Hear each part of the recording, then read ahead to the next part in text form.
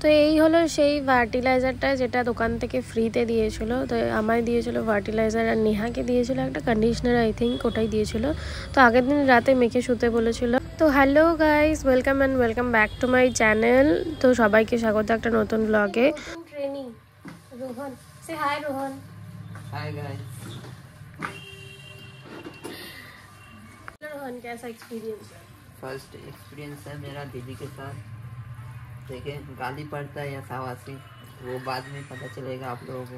पहले कैसे गाली पड़ेगा? पहले नहीं गाली पड़ेगा, बाद में। কি হয় না বাংলা বলতে বলতে এরকম হিন্দি চলে আসে, ওদের সঙ্গে কথা বলতে বলতে।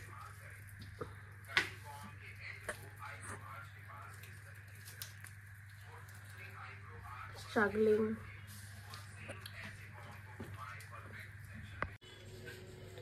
শরীরটা অনেকদিন ধরেই খারাপ ছিল, তাই মা দিয়ে দিয়েছিল তেল, কারণ মাথা ঘুরছিল। আর তার উপরে কালকে দিয়েছিলাম আমি ফার্টিলাইজার, যেই ফার্টিলাইজারটা দেখালাম ওটাই দিয়েছিল। বেশিক্ষণ রাখা যাবে না বলেছে, আগের দিন অ্যাপ্লাই করে ধুয়ে দিতে হবে।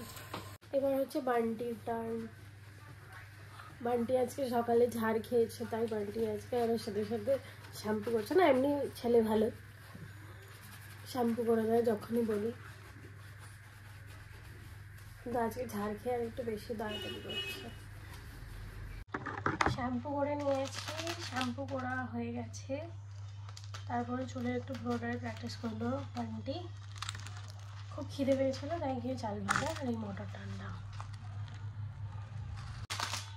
আজকে ভেবেছিলাম তোমাদের সঙ্গে একটা কিউএনএ শেয়ার করবো।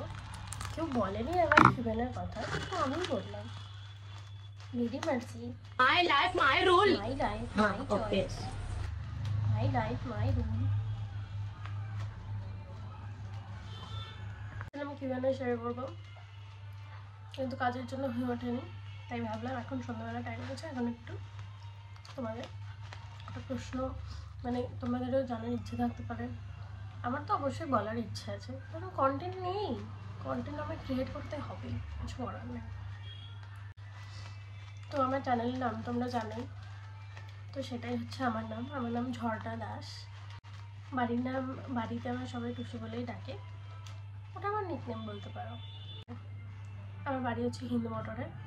হিন্দু মোটর অনেকেই হয়তো চেনো না। হিন্দু মোটর হচ্ছে হাওড়া বর্ধমানের মেন লাইনে। ফ্যামিলিতে আমি কখনো কাউকে ইন্ট্রোডিউস করাইনি, তোমাদের আমি পাশে ছবি দিয়ে দেবো, দেখতে পাবে। তো আমার বাড়িতে আছে আমি, কাকা, পিসি, আমি, বাবা, মা, কাকা আর পিসি। তো 5 জনের আমাদের ফ্যামিলি। পার্লার না, ঠিক সালনে কাজ করি।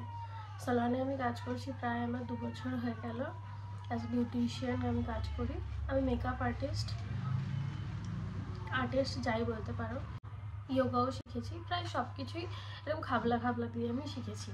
কিন্তু কোনটা আলটিমেটলি করবো সেটা আমি জানতাম না, আমি প্রচণ্ড কনফিউজ ছিলাম। এটাই হয়, কী হয়, সবাই যদি মানে এরকম খাবলা খাবলা দিয়ে শেখে তাহলে এটাই হয়, সবাই পরে কনফিউজডই হয়ে যায়।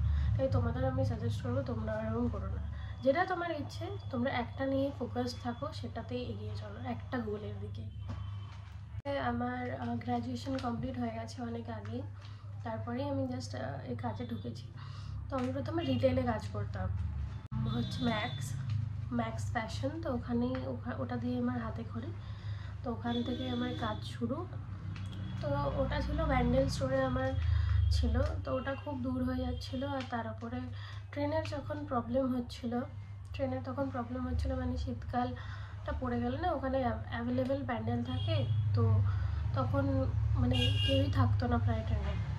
হয়তো জিআরপি থাকতো বা কোনো পুলিশ থাকতো, তখন আমি আসতাম। হয়ে গেছে আজকের মতো কাজ, এগুলো গুছিয়ে দিয়ে এখন বাড়ি যাবো। তো কিউএনএ তো শেয়ার করলাম, তোমাদের আরও কিছু যদি জানার থাকে তাহলে কমেন্ট দাও। Bye bye. তো ভিডিও ভালো লাগলে অবশ্যই লাইক আর সাবস্ক্রাইব করতে ভুলো না, জানো।